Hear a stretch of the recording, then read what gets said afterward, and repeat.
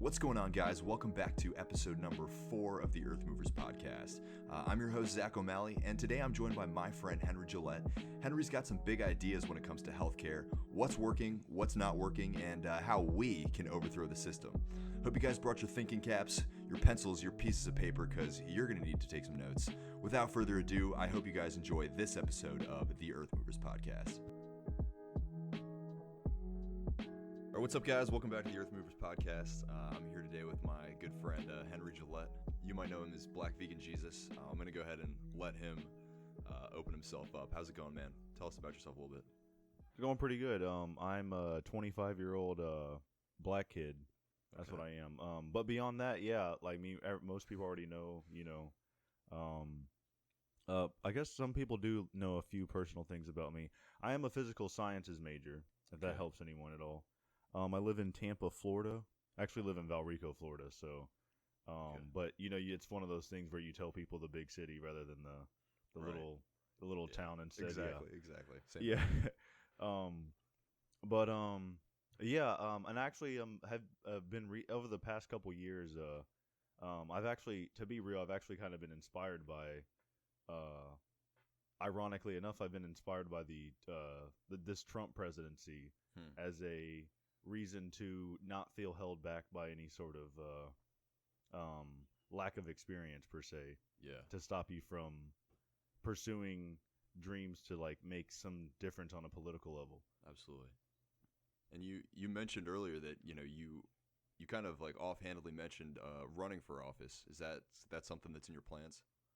Oh yeah, no, that's a big thing. I just wanted the real thing is that I've just been like a kind of just it feels like I've been procrastinating, or I've been like kind of not finishing my degree like I need to. So I've been kind of dragging my feet with that.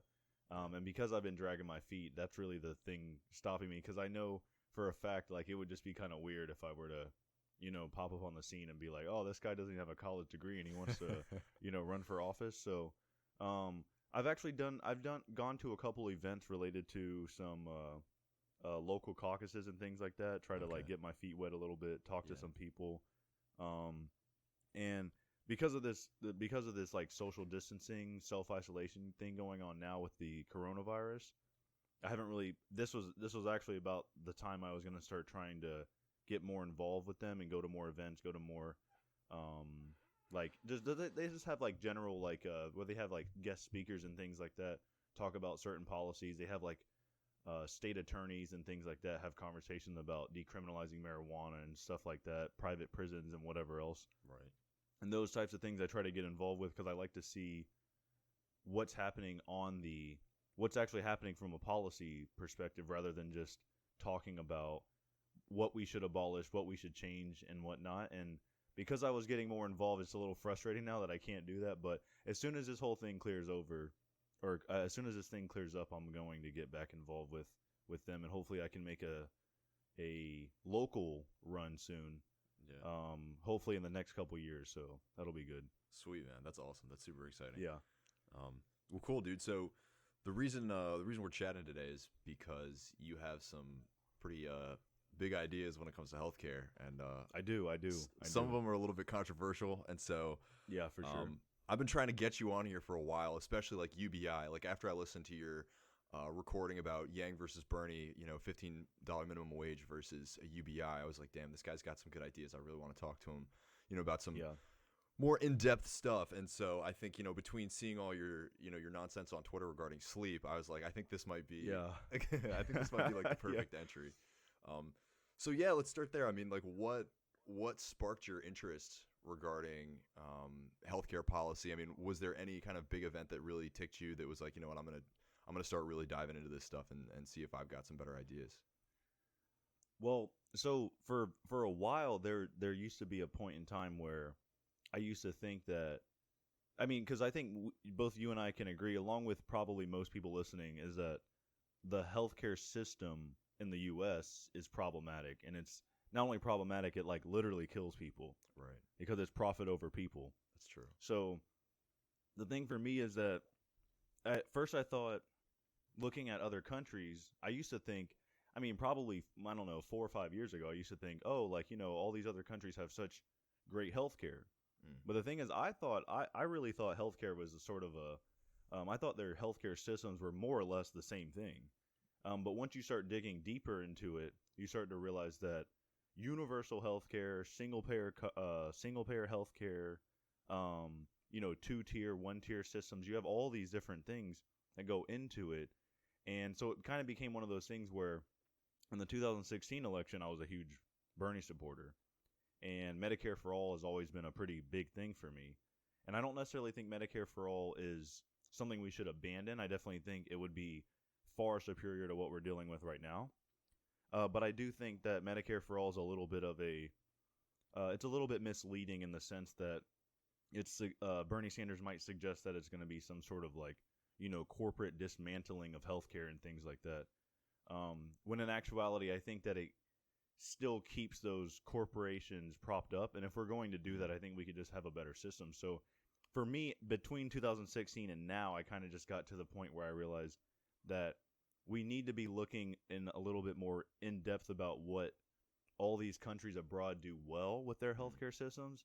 And I think because there's a number of things that are very unique about the United States, that not only are we a highly technologically advanced and developed country, but also the fact that we have a large population. The only other population that really has, obviously China is much larger than we are. Right. But we just have a very unique system or a very unique situation where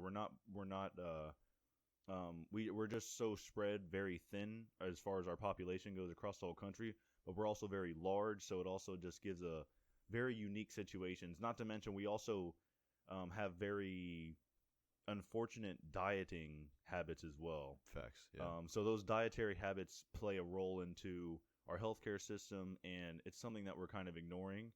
And it's also, I just think that as a whole, because the U.S. is unique, we need to look at things in a more nuanced manner and take into consideration what these countries do well, why they do those well, and how those things that they do well would translate over into the American healthcare system and how we could change it. Yeah, that makes a lot of sense. What are a couple things that really stick out to you that other countries are doing well that you think would be applicable to the United States that we could put into play that would work really well here? So I think one of the biggest things is I've actually talked about this a few times. I've tweeted about it a few times. I talk to people whenever I can about it, but one of the big ones is I really like the Singapore healthcare system. And there's a number of things that they do well.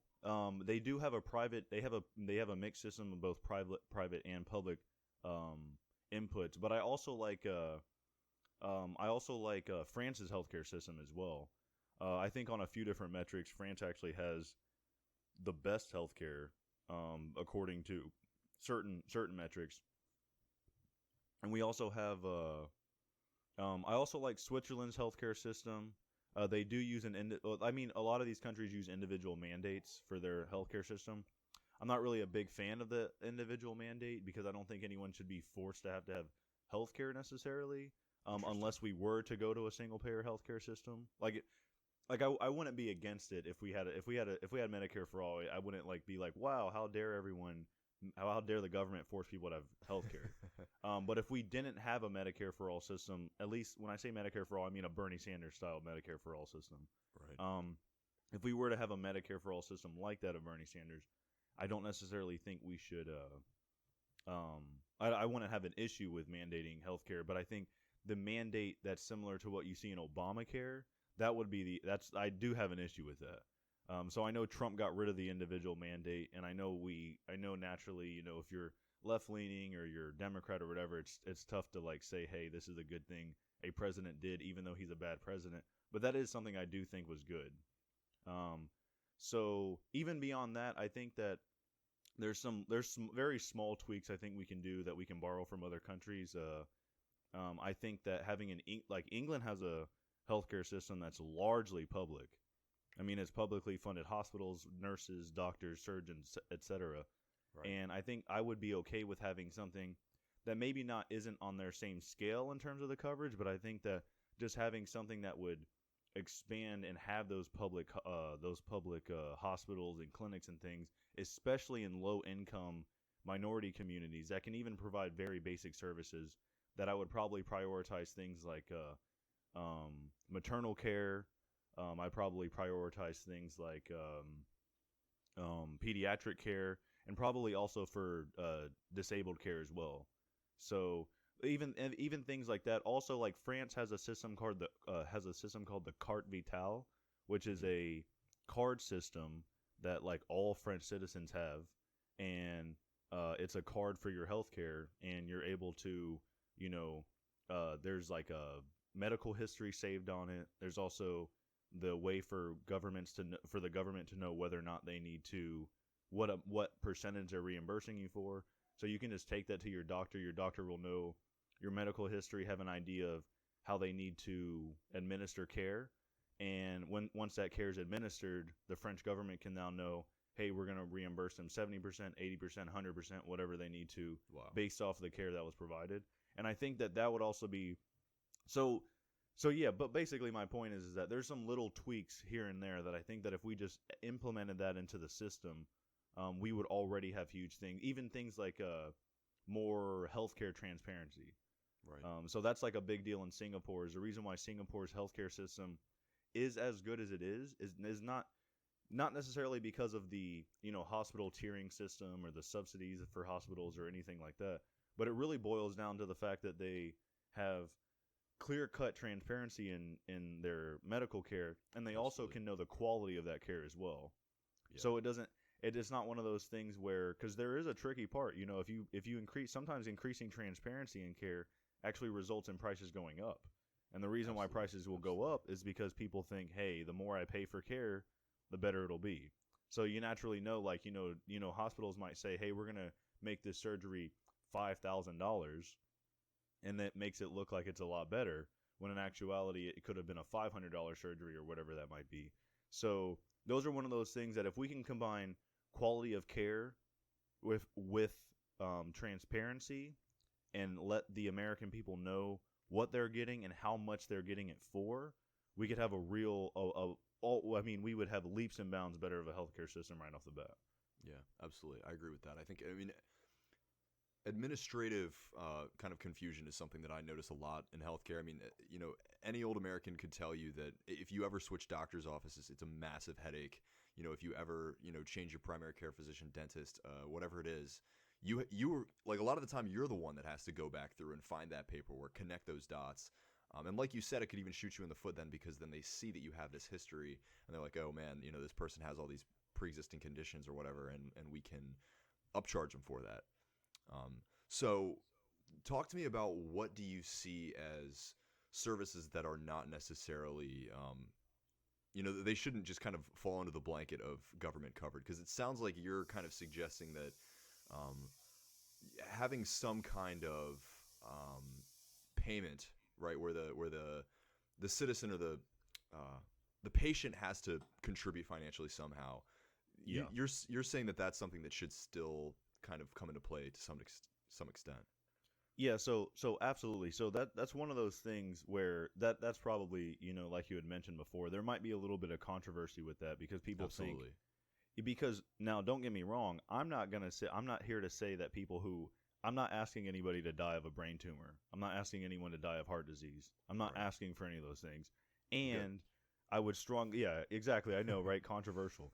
So, but the thing that's most important is the idea that I think that having some sort of like, I don't want to use that phrase, but having some sort of like, weight, like having every like, individual health decision you make and paying for these health decisions, having some sort of like clear-cut weight on your way of life, and actually being able to take your own health into your own hands is important to me. So for me, is that it's like, the way I look at it is this: I think that I don't have any issue with having like a blanket coverage for people, but I think that realistically we as a people, or we as a government, should give the people the power to make these decisions on their own. If I don't want to Okay, spend, interesting. if I don't want to pay money, if I don't want to pay money for stents, right? So say I'll never have a stent ever in my life. I'm hoping I don't. Like I'm hoping my diet is good enough to survive and never have to have a stent in my heart or in any of my arteries. But the thing is that there will be people that do. But the thing is that there's individual steps we can take to not have that happen in the first place. So I think that I don't necessarily think that it is unethical to ask that people behave a certain way so as to make sure that they don't develop certain things that they could avoid otherwise. Oh, I But see where to you're going be with this. Okay. Yeah, so but to be clear though, before anyone gets on my back about like not wanting to not wanting to pay for healthcare for people who get to eat however they want. It's not necessarily that. It's just more importantly that either way we're going to pay for it as a citizen, right? That's right. So the fact of the matter is that I would rather I would rather pay for what I want to pay for, and I would rather you and every other American citizen to pay what they want to pay for. Not necessarily to the point where the problem is that anytime I ask people what would be a good healthcare system or what needs to be part of a perfect healthcare system, the first thing that they'll tell me is that they'll say insert this and then say free, insert that and then say free. That's all. That's really all it is. They don't. It doesn't feel that anyone is thinking maybe outside of the box of like how we can make these things affordable. Because like at the end of the day, it's like if we work on increasing affordability and we if we work on increasing accessibility, then I think that we can have a legitimate conversation as healthcare just being part of a thing that we pay for. It could be viewed as a good and or a service. But the problem is that because healthcare is so blown out of the proportion right now in terms of its price, and because we've let people run out the back door with profits, it doesn't seem like we're having any real conversation about how we can make it affordable. Also, to be fair, Medicare for All is a system where everyone is covered by one insurance, right? It's government provided true. insurance for Right, all exactly. 330 million people. But the fact of the matter is that what is that payment for insurance? All that money that we're paying for is going to corporations anyway. Yeah. Where we're talking about a public insurance system, but we're still having a private health system. Okay. So yeah. So if you're saying, hey, well, people talk about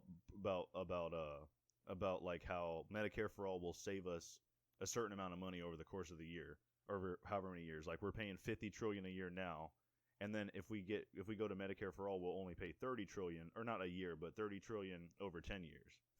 So we'll go from $50 trillion over 10 years to $30 trillion over 10 years, and I guess something what people don't realize is that where is the $30 trillion going to? It's going to corporations. It's going to pharmaceutical companies. So what the idea is that you have to have a clear-cut policy somewhere, no matter what. It doesn't matter whether you have a full-blown everyone gets coverage no matter what, or if you have some sort of like mixed private-public system.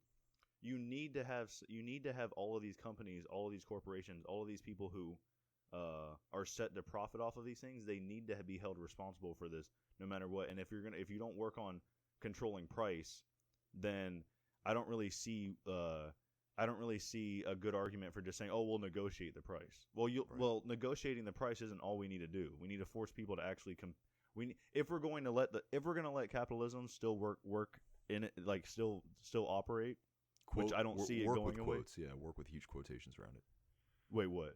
I said work with huge quotations around it because it doesn't. Yeah, exactly. Yeah, exactly. If you're going to keep letting it stay and linger and you're not going to completely dismantle it, then surely there needs to be a different conversation about how we provide healthcare for the American people.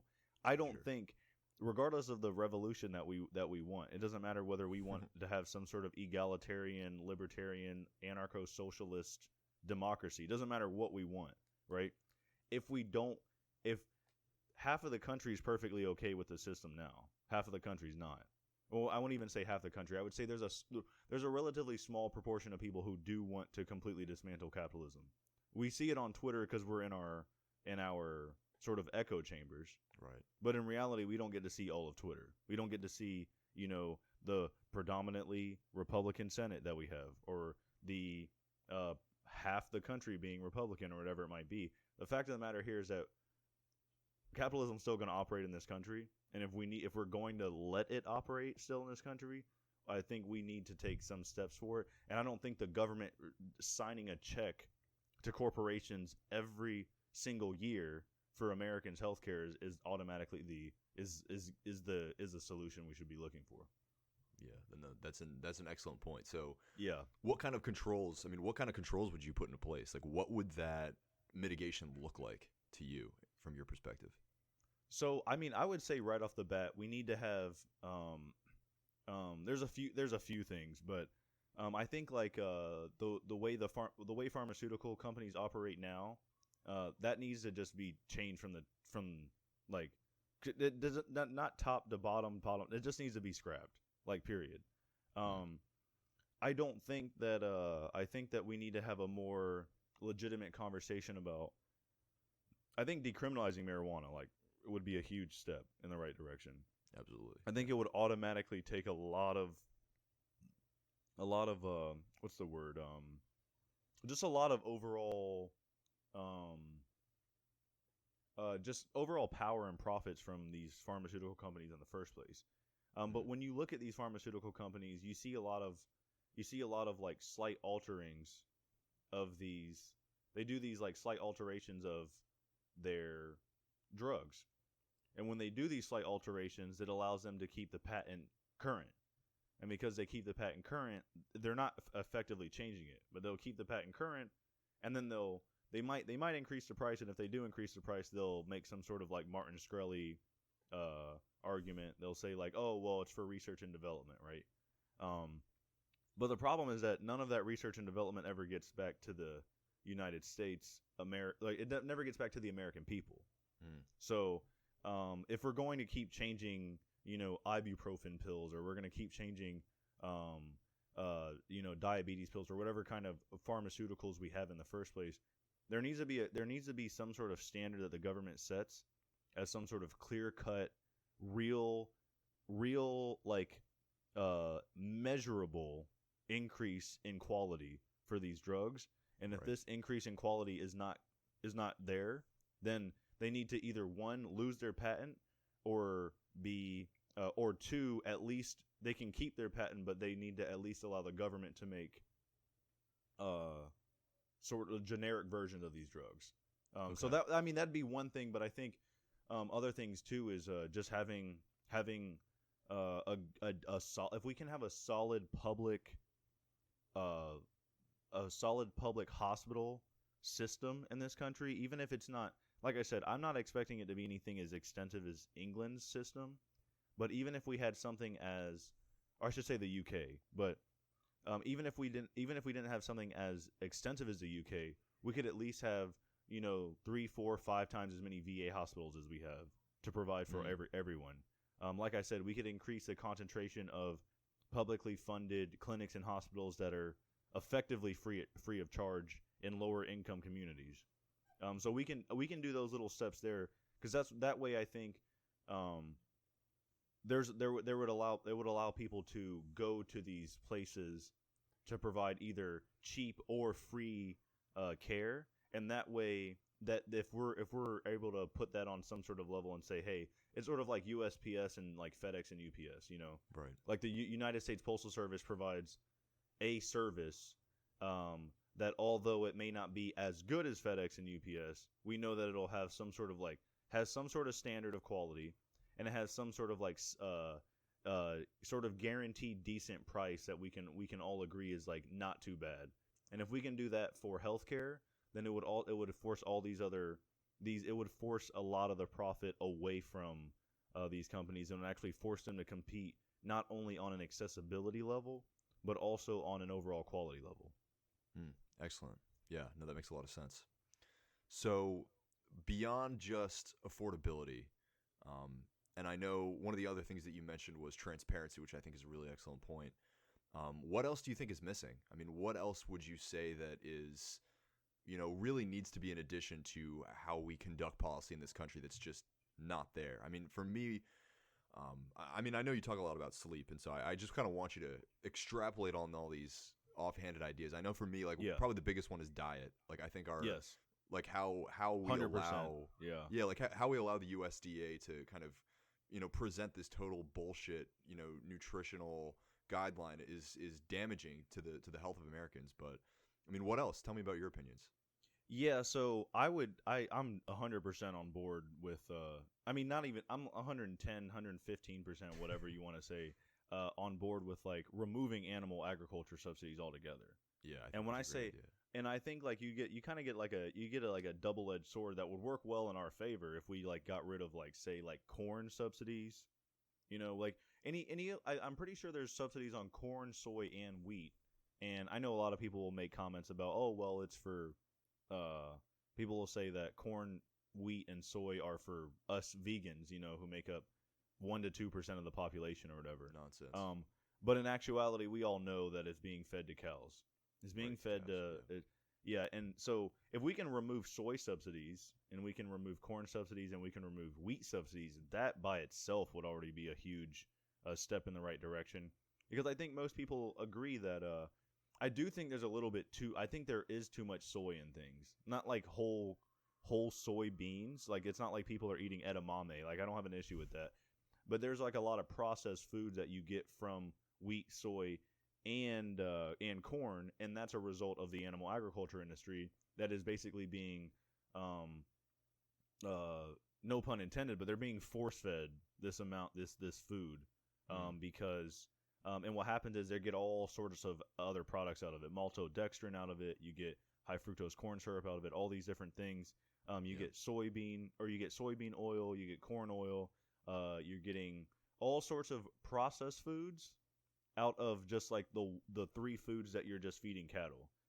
So beyond that, yeah, I think we can end. We're already seeing the dairy industry have to be constantly propped up and like kept afloat. So I think that removing those subsidies would go ahead and just end it there. It would burn it would cauterize those heads that we're cutting off here, because they keep regrowing, and the problem is that until we get to the point where we just get rid of that altogether. So there are some things. I think you could even do small policies or not really small policies, but you could just do little small changes in the policy where you could just say, hey, we're going to have a clear-cut standard for what grass-fed beef is. We're going to have a clear-cut standard about what free-range eggs are, all these things like that. You have those clear-cut standards, and pretty soon beef production is going to go to a fraction of what it is now.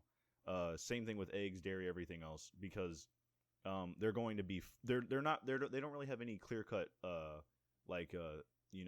guidelines for these things. They can just kind of grass-fed more or less means has to be fed grass at some point, you know.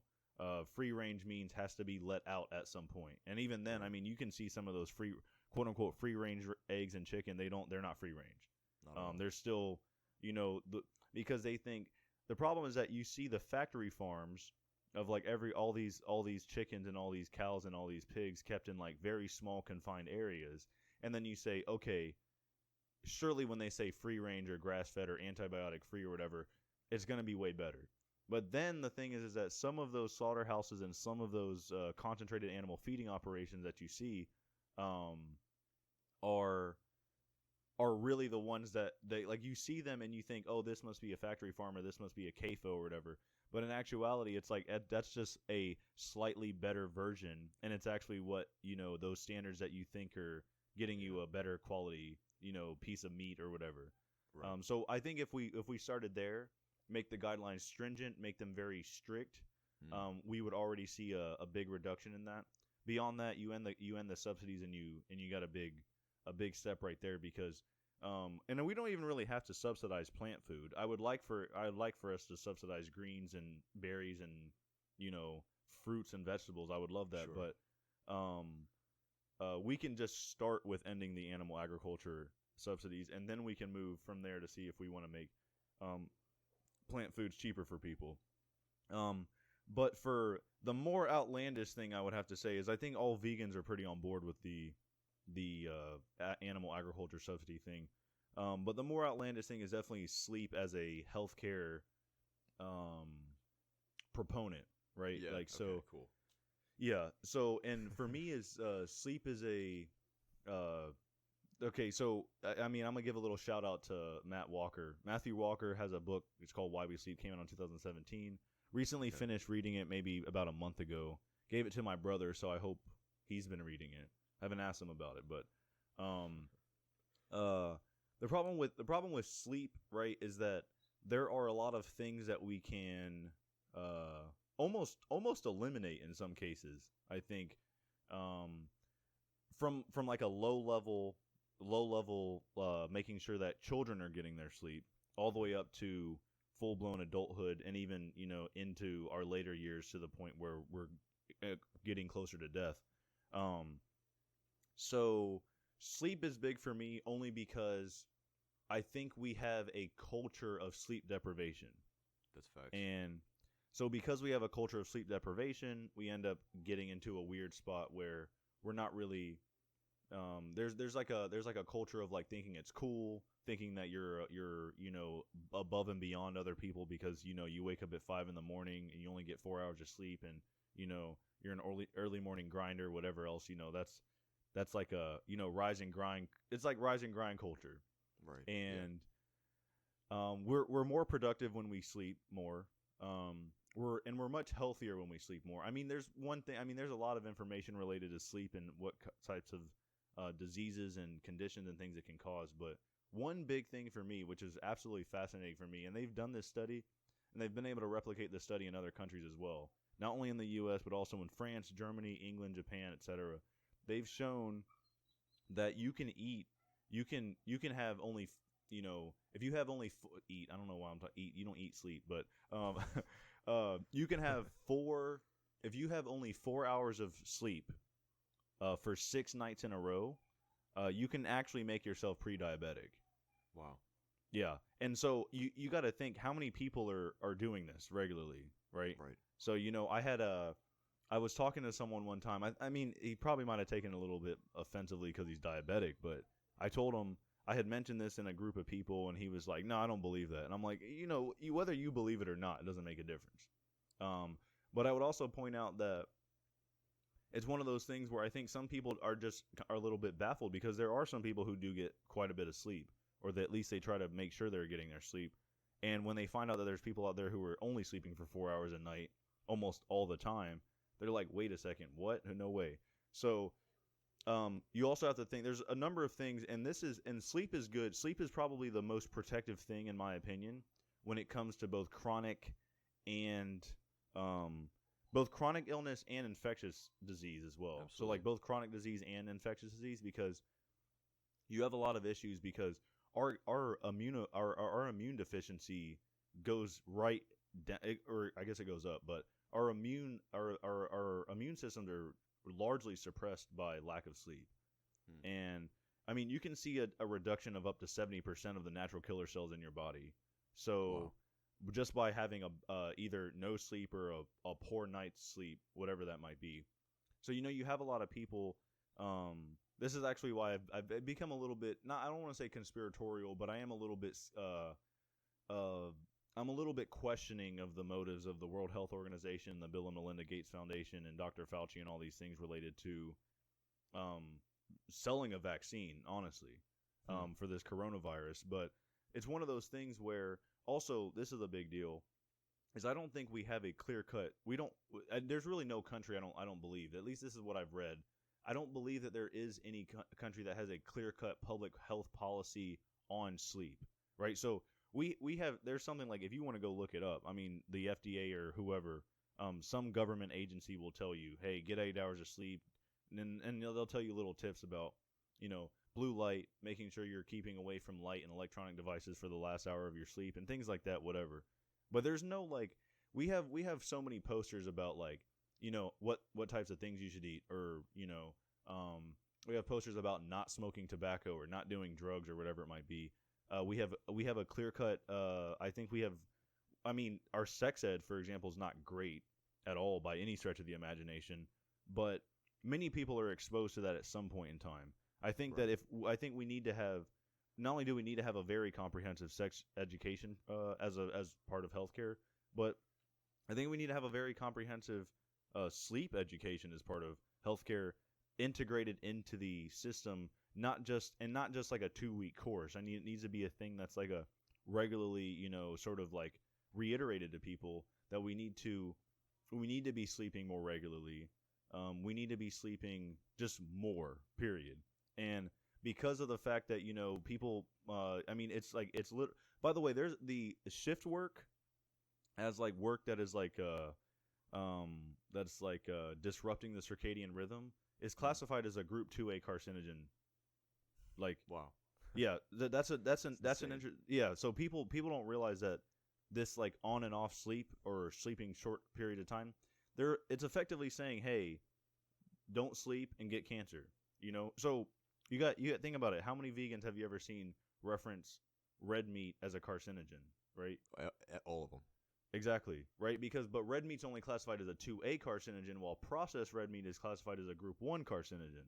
So you have to think like if processed red meat is classified in the same group as tobacco, and we're still going to use red meat, even though red meat's not in that same group, we're still going to use it and call it a carcinogen. You got to call shift work and lack of sleep as a whole also carcinogenic as well. Wow. Because and it happens mechanistically in a variety of ways. One of them is that there's hormones that are upregulated and downregulated that are related to the quality of food that your body will want to go after, which results in, and what happens is your body is actually doesn't want, your body has fewer, your body has a lower propensity to go toward higher quality foods. What happened is that because of this downregulated, also your satiating hormones are also downregulated as well. So like you don't fill up, you don't feel like you're being satiated on the same level whenever you go without sleep. So what happens is you're looking for, you're going to end up eating higher processed foods. So not only do you want to go toward higher processed foods, as in that hormone is upregulated, but you also don't know when to stop eating those processed foods as well. Wow. So those things in itself right there is already a mechanism for it to be cancer causing.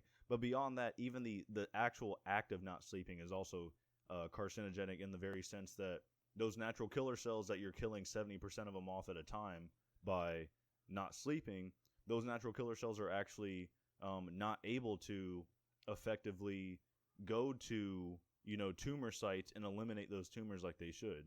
Matt Walker describes them as like a secret service kind of a secret service mechanism in the body. And what happens is those secret service members are like going through your body and saying, what can we isolate now? Like they're isolating things, they're killing them, they're removing them, they're gone. So you got to think, realistically, if you want to think of it like this, we're all developing cancer in some form or fashion. It's just a matter of like whether or not our body has the ability to get rid of it when it needs to. And if it doesn't do that, eventually it'll overgrow to the point where we can't get rid of it. Wow. So, and then there's also like huge connections with mental illness as well. Absolutely, when it comes to sleep as well. And sleep can definitely help people now, even if they all have already developed mental illness. But this is probably a bold claim to make, but I think that we would see a nearly 0% incidence of, incidences of mental illness in a society that presses sleep onto children, that makes children sleep in the best environments they possibly can and gives them the maximum amount of sleep that they possibly can, due to the fact that those mental illnesses are oftentimes developed in younger ages, adolescent years and things like that. And that's the part where we're not forcing them to get the sleep that they need. And because they don't get the sleep that they need, because we let them, they're always, you be on that phone, like they're always on their phone, they're always on their phones, they're always playing some sort of video game, whatever. And I get it. I understand that it's like one of those things that's tough to keep these kids from. But because we're not, and that was another thing too, is like increasing, what's it called? Yeah, pushing forward some school start times. Right, yeah. Just because there are a lot of kids, and the thing what people don't realize is that kids have a certain circadian rhythm. It's not, they're not being rebellious by not wanting to go to sleep. Like they just can't go to sleep. And I'm sure most people know, as a kid, they've been told to go to sleep. They go to sleep and they just lay in bed. They don't go to sleep. So post up on your phone. That's what I would do.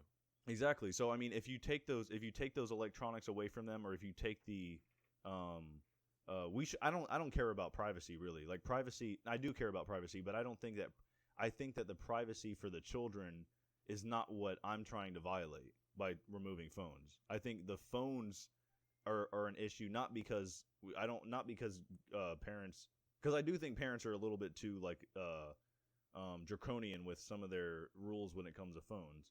But I think that when we remove the phones, we shouldn't be removing the phones because of because we want to know what they're doing or whatever on their phones. We should be removing their phones so that they're not up all night, sitting on their phone, turning their TVs back on, things like that. So if we can remove these things from them in the first place, that would help a lot. If we can push up those school start times and make sure that they're getting the sleep they need, that would be nice as well. So if we can start at a low level, so we have things like mental illness, chronic illness, infectious illness, and we have all these things that can more or less be fixed by giving people sleep. And it depends on the stage in life, but I think sleep is a huge proponent of a what I would call a perfect healthcare system. Yeah, I agree. How would you, you've mentioned things in the past about incorporating it into kind of company policy and for adults, right? Like having access to like quote unquote adult nap time. Yeah. How would you go about implementing those kind of things? What would that even look like?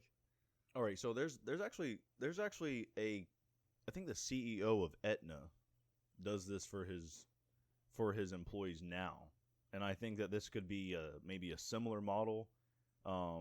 This would just be one idea at least. I have a few, but this would be one of them. And so the CEO of Aetna actually gives a bonus to his employees for sleeping. Like he just straight up says, if you can show me, he has like a certain number of days in a row that he asks his employees to get, 7 hours or more of sleep. And if they can show by like using some sort of like, fitness tracker, like a Fitbit, or maybe even the technology that they have in like sleep number beds now too. Those things like that, he already has, he gives people bonuses for that. I can't remember exactly what the amount was, but I don't remember it being anything compared to like what I might want to give people. But I think that would be, I think you should be able to prove to like a doctor, for example, every 6 months or so, that you've been sleeping and you've been getting good quality sleep. And if you can do that, hey, I don't see why the U.S. government can't just, give them money right on the spot. I already want to give people money as a really big universal basic income advocate. Right. So I don't see why not. I don't see why we shouldn't just keep paying people, because in my personal opinion, I think that developing cancer, developing heart disease, developing, having strokes, having diabetes, whatever else, those things cost us more money in the long run. We pay literally billions of dollars a year to make sure that people, we pay billions of dollars a year for diabetes and heart disease and every other chronic illness we've got there. So yeah, I think that would be one thing. But when it comes to the workplace, I would actually have a mandate related to chronotypes, right? Mm-hmm. So chronotypes are basically, what people are in terms of like how they sleep, And now I used to think this was like gobbledygook, to be real. Like I thought it was fake, but like after seeing that there's quite a bit of scientific evidence that does show that people are either morning people or they're night people, or sometimes even something in between. Mm-hmm. I think it would be good to mandate that companies do in their best ability. They provide employees with scheduling based on their chronotype. So if you have, say you're open for 12 hours a day, 14 hours a day, whatever, if there are people who are morning people, you schedule them earlier, the night people schedule them late. And I think that would be huge right off the bat, because there's a lot of people who are getting poor sleep, not because they're not going to bed on time, not because they're not sleepy enough, not because they don't have blackout curtains or whatever it is, not because there's not because they don't get their melatonin producing because of blue light or whatever. It's because they're trying to sleep off of their chronotype. So you might get 8 hours of sleep, you might get 10 hours of sleep, even if you're sleeping off your chronotype, but because you're not sleeping on your chronotype, the quality of sleep is actually inhibited, at least slightly. And so if we can work with employers to do that, that would be great. I would love to see employers adopt a sort of, a system. I think naps should be completely allowed. Because you see a very clear cut that like when like the Acaria Greece actually used to work. They used to have like a siesta style kind of work schedule, and a lot of the shops would be open from like 9 to 1, close from 1 to 5, and then be open from 5 to 9. And during that 4-hour siesta, people would be allowed to go and do things that they wanted to do, whether spend time with family, maybe take a 2-hour nap, 1-hour nap, 30-minute nap, whatever you want to do. And then you go back to work. Now, right now, I think the culture we have now is just kind of weird to like go back to work. But I think it would just be nice to just have maybe a system in place where people have some sort of benefit of being able to sleep at work. That way they wouldn't feel like they're going back to work, So, Right. So something like that. But then when you look at it, the Acarians were like they're 90% or not 4 times more likely to live to 90. Acarian males were 4 times more likely to make it to the age of 90 than American males. Wow. And when you look at it, and not to mention Acaria, Greece is also a blue zone. So they have low levels of chronic illness, and they have low levels of, diabetes, heart disease, all these other things. They have low incidences of stroke, all that kind of stuff. And not only are they eating a Mediterranean diet, which is predominantly plants, but they also had a point in time they don't really still have that siesta style lifestyle anymore. But with this combination of things, with the combination of a proper diet and good sleeping habits, you end up having people who are living longer, and not only are they living longer, but they're also living higher quality lives. So, right. Yeah, I mean, I had tweeted a while back about how like people say I'll sleep when I'm dead, and I had said, but you'll die because you don't sleep. So, yeah. And that is the truth. I mean, there's Alzheimer's links. There's all sorts of things related to it. So I think that I think there's a number of ways we can get people with more sleep. I think we can incentivize companies to actually get on board with sleeping more. I say, hey, like if you want to put a nap thing in place or some sort of nap system in place, we'll fund it. The government will fund it because it'll save us money in the long run. And I think that's important. I think that's important to any healthcare system. Yeah. Awesome. Sweet, man. That was really comprehensive.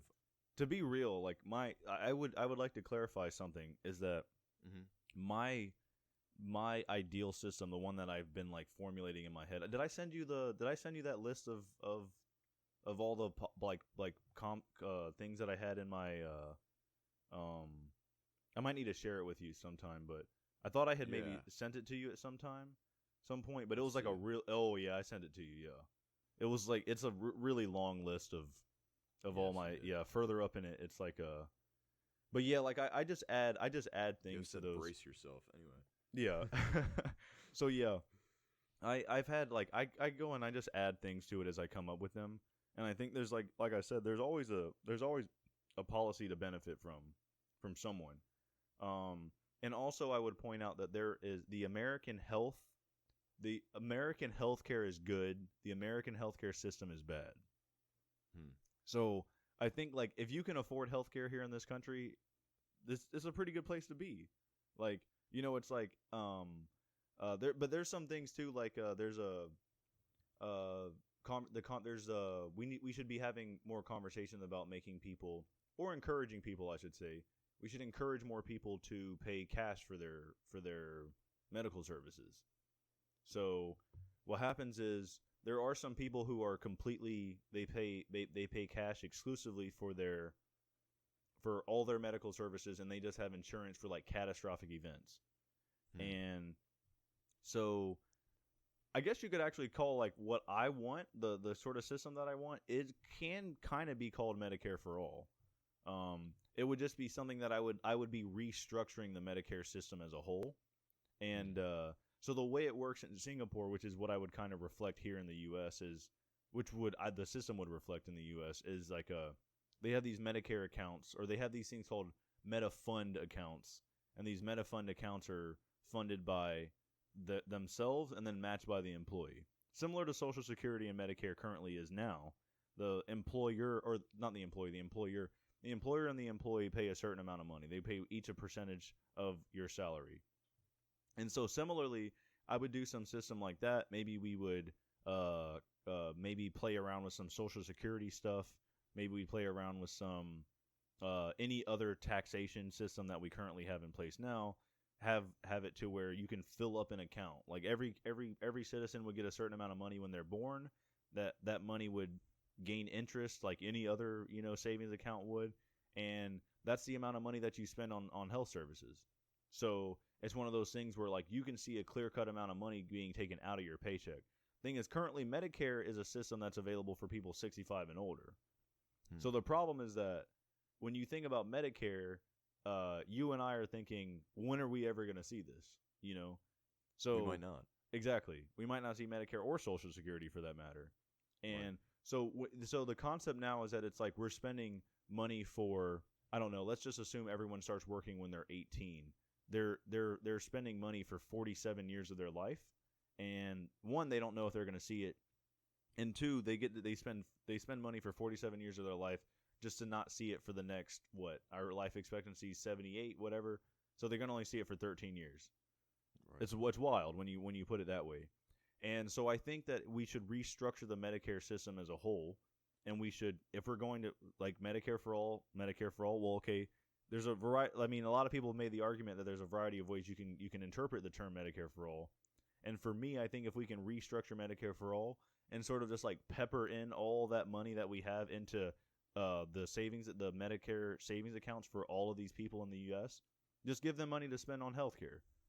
So that's essentially my policy is giving people money to spend on their healthcare, and then they kind of just contribute to that sort of account over the course of their entire working career. And maybe we could even have a system where maybe the government matches salaries for children, things like that. So like maybe children can work on getting their money as well. I also think this would open up a system to where if we have a Medicare account, if we had Medicare accounts where we could actually spend money from, that would open up the possibility for things like pet healthcare. I know we have pet healthcare now for something, but anyone who's spending money on pet healthcare is probably if you shouldn't have a pet unless you're financially able to pay for it and take care of your pet. Pay for them, I should say, not it. Pay for them. But if you can't pay for them, then it doesn't really make any sense to have the pet in the first place. But beyond that, I think it would really open up the ability for people to pay for some of these services that are otherwise really expensive. You have people who maybe they have a $500 bill that they have to pay for their some sort of emergency pet surgery, things like that. They could use their Medicare account to pay for that instead of having the burden of worrying about all these other things like that. And so that's just like one little thing. But yeah, I just want there to be a system that incentivizes people to take care of themselves. And, but I would also point out too, if I could, I would really want like a really, really heavy amount of money spent on eradicating every chronic illness that we have right now. Yeah. Because you have several doctors right now, several of these plant-based doctors who are all about, randomized controlled studies that they would like to conduct to say, hey, we want to see if we can, reverse this disease or reverse that disease. And I say, hey, we could have a massive program that can almost be like a large interventional study for things like heart disease, for things like diabetes, whatever, things like cancer even, and say, right, we could do something that's like very non-invasive. It'd just be a dietary thing maybe, or maybe there would be some more sleep involved, more exercise involved, whatever like that. Whatever we could do comfortably, ethically, and however we want to. And it could be a massive program that would also provide jobs for people. And it would also provide the ability to reverse some chronic illnesses that we know now we can reverse. We know we can reverse type 2 diabetes. We know we can reverse heart disease. So why not just let the American people say, hey, we're going to do free of charge. You have no questions asked. if you want to reverse your heart disease right now, we will completely do an interventional participatory study that will allow you to. We'll provide the food for you. We'll provide the living establishments, everything.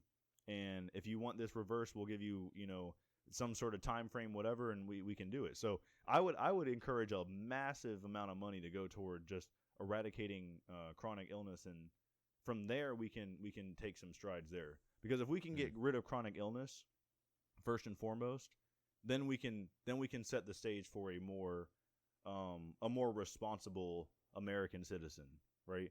But I think that until we give them the tools to reverse the illness, until we give them the education to reverse the illness, we can't expect them to just do this. And I think that is one of the things where I am strongly, I'm very I don't know, socialist, communist, whatever you want to use the term for, in the sense that hey, if they want to get rid of it, I'm okay with being on board with that. So, and that's where we should start. From there, we'd have a good system in place. So, yeah. No, that's excellent. I think that's super important that you're talking about how, fixing some of these systemic issues that are not necessarily always correlated with healthcare. Yeah. Right? That like removing produce subsidies, or you talked about removing subsidies for soy, corn, wheat, and all these other kinds of things that you shift on a basis that's a little bit deeper in society, but it affects how healthcare overall turns out. So I think that's super powerful, man. Yeah. Awesome. Also, I would like to point out that the dietary guidelines currently in place for I don't know who sets the dietary guidelines, the USDA? USDA. Yeah. So the USDA has dietary guidelines that suggest avoiding cholesterol and avoiding saturated fat and eating a high amount of plant foods. But the thing is that right now, so everyone will say, hey, we need to change the dietary guidelines. The dietary guidelines are there to suggest not to stay away from meat, dairy, and eggs, because they're telling you to avoid cholesterol, to avoid saturated fat. So the problem is that, so the thing, and I made this point on Twitter yesterday, is that the government there is literature that supports getting rid of the animal agriculture industry by saying we need to stop eating saturated fat, we need to stop eating cholesterol. Cholesterol is only found in animal products, and beyond that, saturated fat is mostly found in animal products. I mean, obviously, you're gonna have your, I'm sure everyone loved that one, but you're gonna have your coconut oil fiends and things like that, But sure, there's some saturated fat in some plant foods, but other than the high fat foods that we consume on a somewhat regular basis, it's mostly animal products. So if we already have it in the dietary, if we already have it in the government dietary literature to begin with, we should start taking some action on that as well. And there's a good argument to be had there as well. And food deserts too. Food deserts are a big thing. Yeah, that's a point I just read on your thing. Yeah, and food deserts are a big thing. So if we can get rid of food deserts, that would be huge. I mean, my thing, I think we should just have wherever the definition of a food desert, I don't know the exact definition, but I think it has something to do with 20 to 25 miles away from a supermarket or something like that. Well, it's actually only 1 mile. 1 mile? Really? Yeah, I'm pretty sure. Are you sure it's 1 mile? Wow, yeah, this would be mind-boggling. No, dude.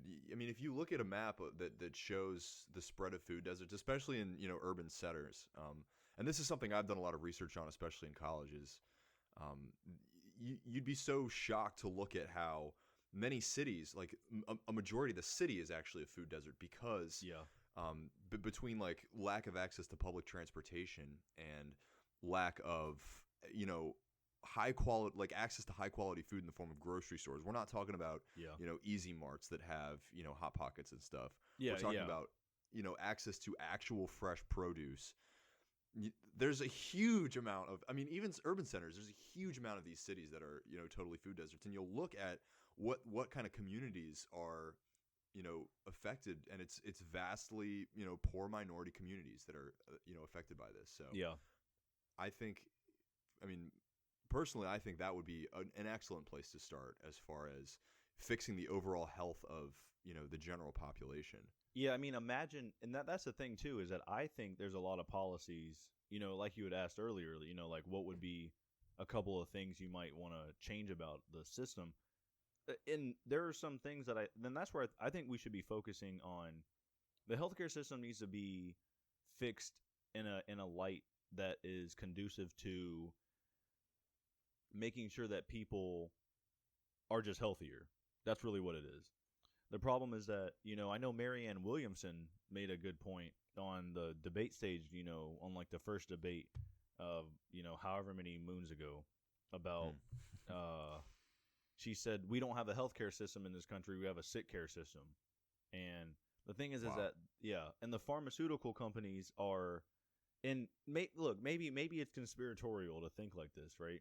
But even if you scrap the idea of being conspiratorial, maybe you don't say that the pharmaceutical companies and the animal agriculture industry and the overall, hospital system we have in this country are working together.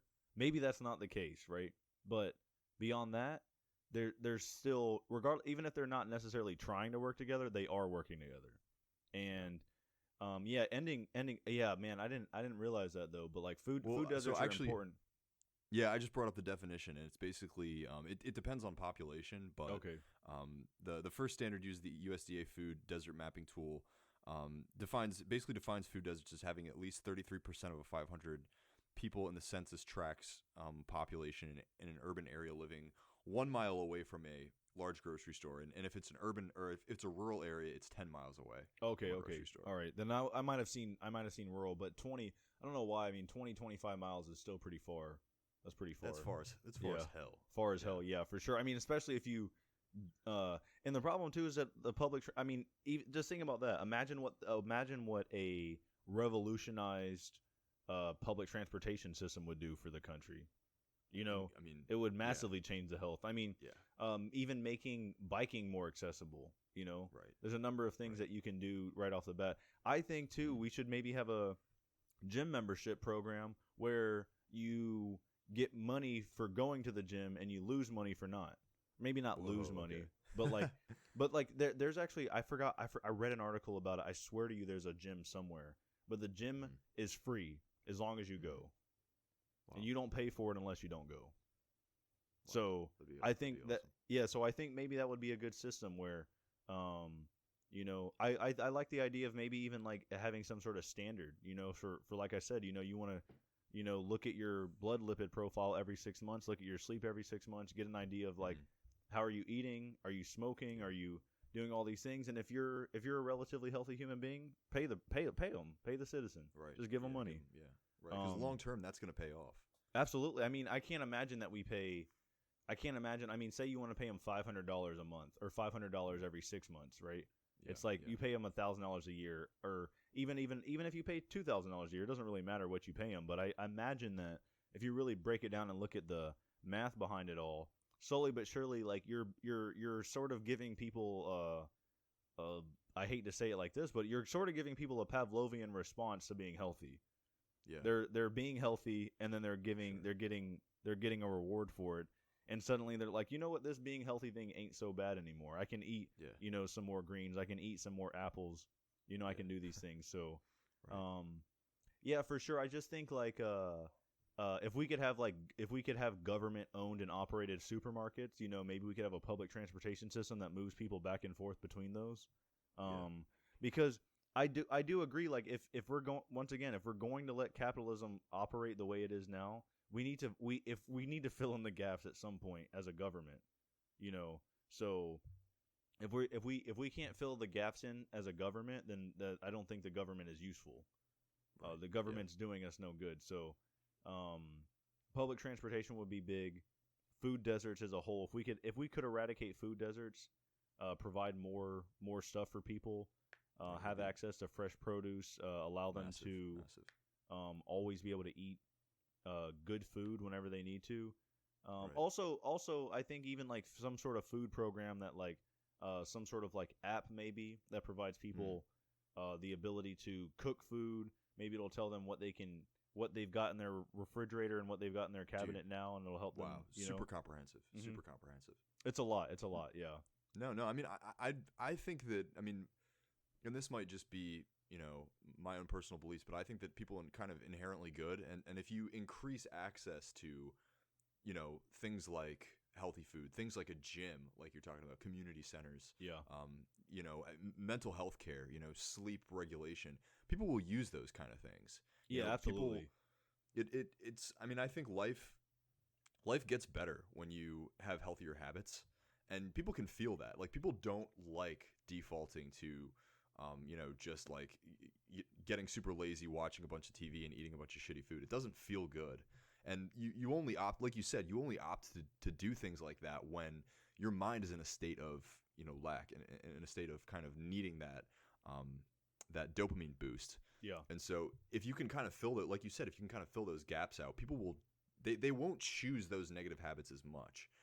And I think, unfortunately, being that we live in a capitalist country and a society overall, like the most capitalist country to be, yeah. It always comes back to money, and people will be at a place that they're far more productive, and you as a society will save so much money not paying for a bunch of dumb shit if you give people access to those good things up front. So yeah, and there's actually there's studies on this too that show that companies lose money for having sleep deprived workers, for having sleep deprived employees. So that's my thing. I mean, if you want to make the argument to everyone, you have to say, hey, the government knows that we can save money on healthcare. The corporations know that they can save money by having a good employee, and the individual knows that they can increase their quality of life and they can overall have a longer life if they sleep more. Yeah, absolutely. And it's just the question of why doesn't it happen? But I think, personally, I just think people are too locked into the system that they have now, and there's somebody that inevitably would lose profit, and so it's kind of difficult to make these massive shifts. But yeah, to be fair, I mean, that's one of those things is that my perfect system is not if government provided healthcare, because I think that if Bernie Sanders really wanted to be I think his Medicare for All system is not Bernie Sanders enough. It's not Bernie enough, If he really wanted to be full-blown Bernie Sanders on a healthcare plan, it would look closer to something like what the UK has. It would be government-owned and operated from the top down, more or less, with very small peripheral outside private influence. But so that's what I was thinking, is that I'm okay with that step. Like, if we want to go that far, that would be great. But I do have a hard time believing that it can be implemented for 335 million people, Yeah. That's just where I have a hard time. So that's where I struggle, and I know people don't like that point, but it's like there's no country. We can talk about how France and Germany and all these countries have these great healthcare systems, but much of these people who have quality, they make up they're like our whole population combined, and that's kind of the tricky part. Right. Yeah, exactly. And it is, it's all about incremental change. And so, I think you can see, like, politically, we are shifting in that direction. More and more people are on the, getting behind that Medicare for All thing. That's really what allowed Bernie to crush the debate stage, was that he had a plan that was so much more comprehensive than anybody else. And I think people would agree with you, if they just took the opportunity to look at the overall system and realize that, like you said, it would still be corporate operated, even if we just had the government, writing a check. And so long term, I think it would increase efficiency so much to have, a nationalized healthcare system. But I agree that there's so many components that are kind of too difficult to overcome at this point, especially with our political landscape. But I genuinely believe that it'll happen. I think that we will get there. I think that, as people, their minds kind of shift. And I know that the size of the landmass, in correlation with the kind of sparse populace, if that makes sense, it does make it a little bit challenging. But it's still possible. We've proved that in the United States we have plenty of programs. Like Peace Corps, I think, is a really great example that you can, create these structures of operation that will work in, like, very small, low population areas. Yeah, absolutely. I also think too, it would be kind of interesting to see, like, more, maybe like a subsidy for private practice, maybe like maybe like a grant for private practice. I don't know what we've got in place now for these types of systems. I'd have to do more research on that, but it would be nice to say, hey, there are people who are in the middle of Wisconsin, or I mean, Wisconsin's kind of populated, but any place out in there like Wyoming, Montana, up there in that area, places like Iowa, even like Iowa, even some places in Missouri. I mean, everywhere's got some pretty desolate places. The only place I can probably think of that's not particularly desolate is maybe like some relatively smaller places like Rhode Island or something like that. But even then, they're going to have some accessibility issues. Every state will, every area will, and notably, if we were to give people incentives, like the thing is that most doctors are, what do? They go to medical school for however many years. They go to school for a decade, and then they come out of school and they're like, oh, now time to go work for slave away for the corporations and make more money for them than I'm making for myself. Why not start your own practice? Why not? Right. Why not start your own practice? And you can travel. I mean, you could have people traveling the entire country who are, have private practices who are providing good, affordable, accessible healthcare to everybody. We could also expand telehealth, where we could actually do some remote, I mean, what's the word? I guess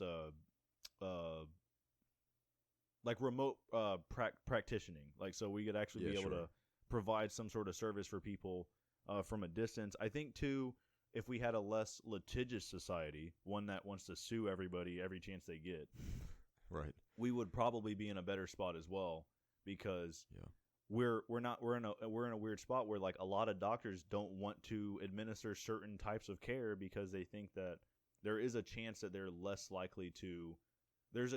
more likely to get sued, or they're more likely to get malpractice against them or something like that. So I would like to see diet be, I would like to see more, I don't think drugs are obsolete in our world. I don't think that's necessary. I'm not at that point yet. I think we could be at that point way down in the future if we continue to foster healthy habits for our society. But right now we're not in a post-drug society, but we definitely need to be in a post prioritized drug society. And absolutely. So we need to think about what we can do comprehensively, whether it's diet, sleep, exercise, meditation, yoga, whatever these types of things are that can help people have a healthier body just by not doing things. You can't drink alcohol, smoke cigarettes, and do whatever else you want and then be like, why am I not healthy?